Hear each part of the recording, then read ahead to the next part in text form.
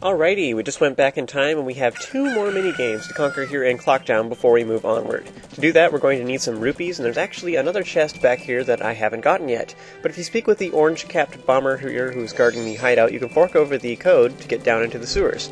Now, if you didn't write down your code earlier in the game, you can simply look at your bomber's notebook, because it has the code listed under the bomber's entry. Yay! So that's kind of cool. But if you didn't get the bomber's notebook and all, then you'll have to go play hide-and-seek with the bombers again in your Hylian form, this time in order to earn it. It's kind of a long ways out of the way in order to do that, so if you don't really care about completing the bomber's notebook, then it's kind of unnecessary. So once you make it down into the sewers, you want to hop into the water and swim to the left, and there's a Scatula partway through, and we can't kill it from here yet, so you just want to swim against one of the walls to avoid it. At the end, you can climb up onto the ledge and use either the bombs or the blast mask on the cracked wall here to reveal a large chest containing a silver rupee, which is worth 100. This chest reappears every time you go back in time, but the other one above the shooting gallery is much more convenient and faster if you just need a quick boost in rupees, and I'll be getting that one later on in this video, so don't worry if you're not sure what I'm referring to. With money in hand, you want to run all the way to North Clocktown, and on the far western side there's a fairy fountain. Partway up the ramp, though, there's a Deku flower here that you can use to fly into the fenced-in area in the southwest corner. If you read the sign here, it labels the hole as the Deku Scrub Playground. You want to hop down to partake in the action. So you could have done this part much earlier in the game, and even during the first 3 days if you really wanted to, but if you're not very good at using Deku flowers and such, it can really eat up a lot of time trying it over and over again. Using the Deku flowers in Southern Swamp and Woodfall Temple is actually quite a bit easier in my opinion, so I like to have my viewers do this particular game after the temple instead, so that they've had some practice. Personal preference, but like I say, you could have gotten this prize earlier. So while you're wearing the Deku mask, you want to speak with the business scrubs to begin, and it costs 10 rupees to play, and the goal is to complete the game in less time than the current record for that day. So if you can do it faster, then you'll get the prize. If you touch the floor at all, or you take too long, then you lose. So aim carefully with the Deku flower and release to begin. It's pretty straightforward and simple, but I do have a few tips. First of all, you may want to work your way towards the blue rupees first, because they're worth more money, so if you do mess up, you'll at least salvage some of the cost to play. Secondly, you want to watch your shadows so that you know when to drop down. I highly encourage you to use A to drop down early, instead of, waiting for your full airtime to run out. This is especially true for the second and third days, but I'll demonstrate that here in a little bit.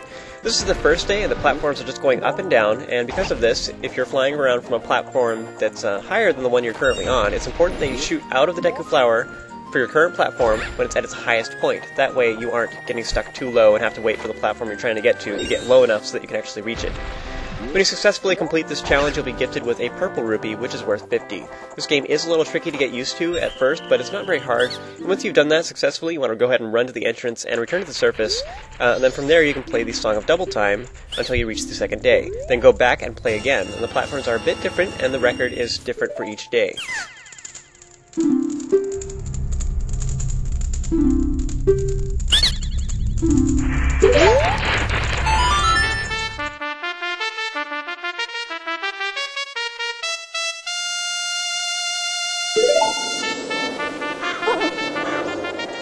For the second day, the platforms are moving clockwise and counterclockwise instead, and the trick to doing this successfully is to simply fly to where the platforms will be soon, and then wait there to drop down. It's a little bit funky because you can't wait for your shadow to appear on the platform itself.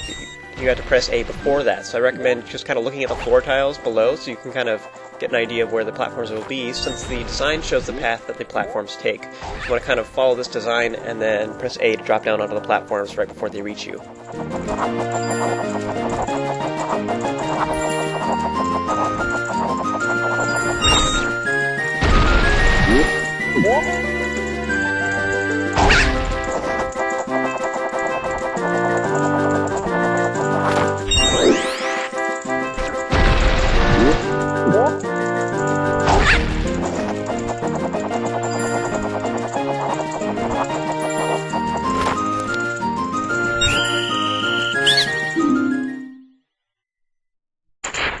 Once you have successfully completed this challenge, you'll get another 50 rupees, just like the last time.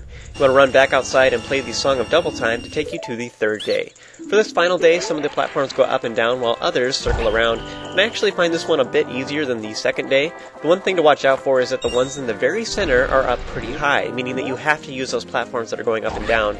You want to wait for them to get to their highest point before you try getting to the center platforms. Other than that, it's pretty simple really, and not really much else to say.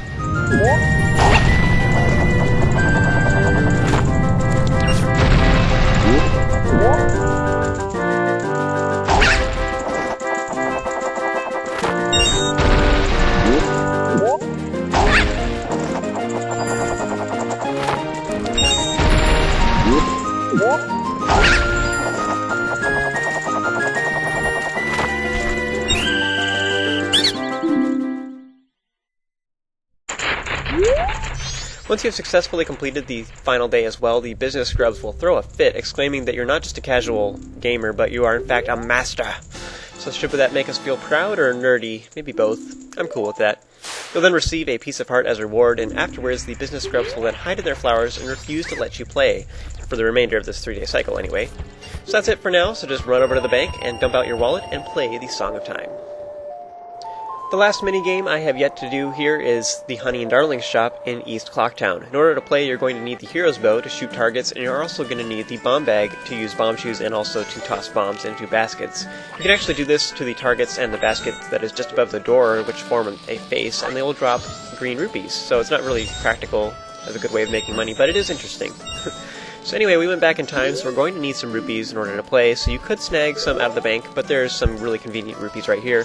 You want to go to the far northeast corner and then head south along the upper platforms. You can jump across the first gap here using the bunny hood or roll jumping across the distance, and then you can jump along the targets above the Honey and Darling shop itself to get to the corner and then open the large chest you find here to get a silver rupee, which is worth 100.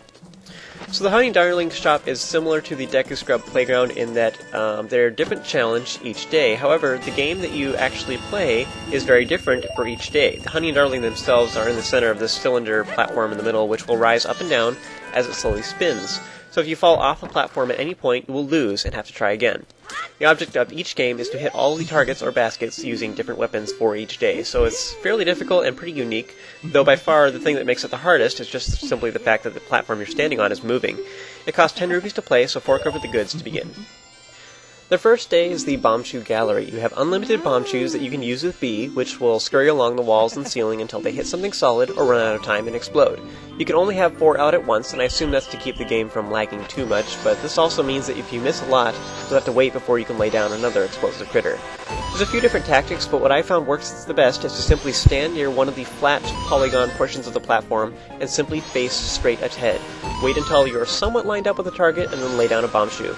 I find this the simplest because all you're concentrating on is how long it takes the bomb shoe to crawl down the platform you're currently standing on. As soon as it touches the floor, it will continue going straight.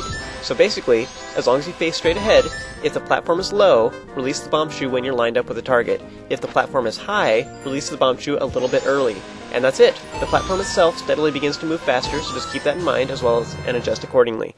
Out of the 3 games at the Honey and Darling shop, I would say that this one is probably the hardest, if for the simple reason that we just don't use bomb shoes very often in the 64 titles, and in Majora's Mask in particular. It's just an optional item that they just tossed into the game for kicks.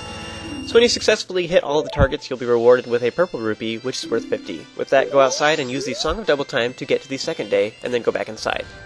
Now just a quick comment, if you're having trouble with this game, there's actually a little glitch you can use that may help. If you hit Honey and Darling during any of these games, it pauses the timer and makes a dialog box appear that says, "That hurts."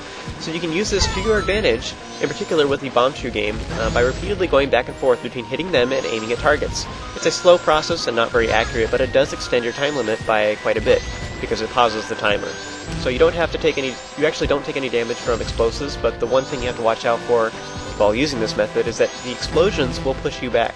So you want to be careful not to knock yourself off the platform, because then that will make you, have to quit, basically.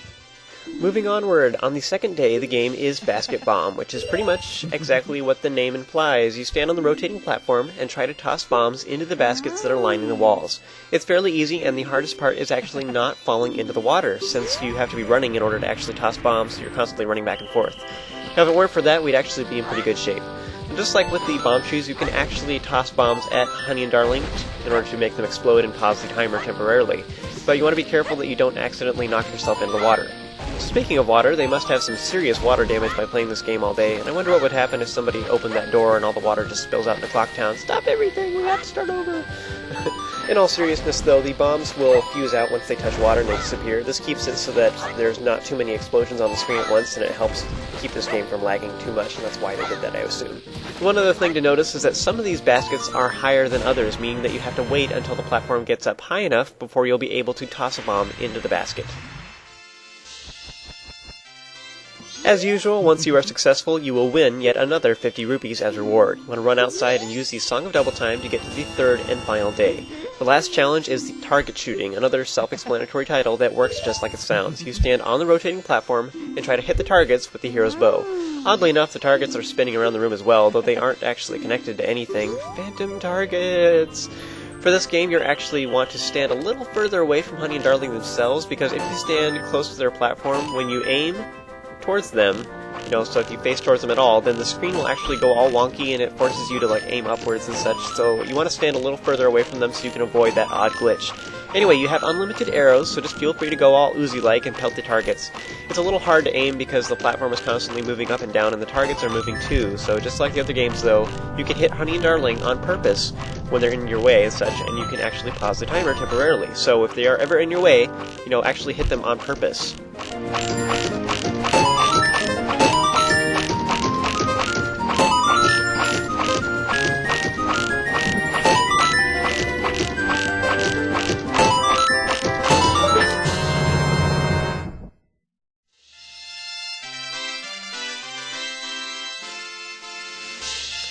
Once you have gotten a perfect score for 3 days in a row, the pair of lovers will then gift you with a well-deserved piece of heart. Whew!